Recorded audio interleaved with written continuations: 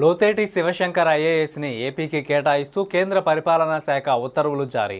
ఈ మేరకు తక్షణమే లోతేటి శివశంకర్ను రిలీవ్ చేయాలని తెలంగాణ ప్రభుత్వానికి ఆదేశాలు జారీ. లోతేటి శివశంకర్ ఐఏఎస్ని ఏపీకి కేటాయిస్తూ కేంద్ర పరిపాలనా శాఖ ఉత్తర్వులు జారీ చేసింది. ఈ మేరకు తక్షణమే శివశంకర్ను రిలీవ్ చేయాలని తెలంగాణ ప్రభుత్వానికి ఆదేశాలు ఇచ్చింది. లోతేటి శివశంకర్ 2013 బ్యాచ్ ఐఏఎస్ అధికారి. సొంతూరు విజయనగరం జిల్లాలోని ధర్మవరం, కానీ రంగారెడ్డి జిల్లాలో మామగారి ఇంట్లో ఉండి చదువుకోవడం వల్ల అదే అడ్రస్ యూనియన్ పబ్లిక్ సర్వీస్ కమిషన్కి ఇవ్వడంతో తెలంగాణలో ఉండిపోయారు. తాజా తీర్పుతో ఆయనకు లైన్ క్లియర్ అయినట్టు తెలుస్తోంది. గతంలో కూడా ఐఏఎస్ లోతేటి శివశంకర్ విషయంలో కేంద్రంపై క్యాట్ ఆగ్రహం వ్యక్తం చేసింది.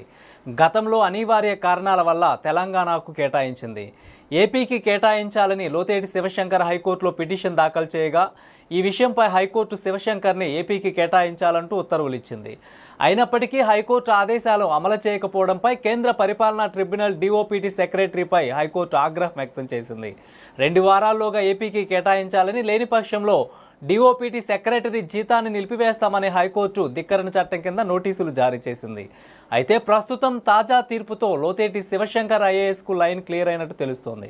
ఆంధ్రప్రదేశ్లో త్వరలో ఐఏఎస్ల బదిలీలు జరగనున్నాయనే ఊహాగానాల నేపథ్యంలో ఏపీలో లోతేటి శివశంకర్ ఐఏఎస్ని ఏ జిల్లాకు కేటాయిస్తారో వేచి చూడాలి మరి.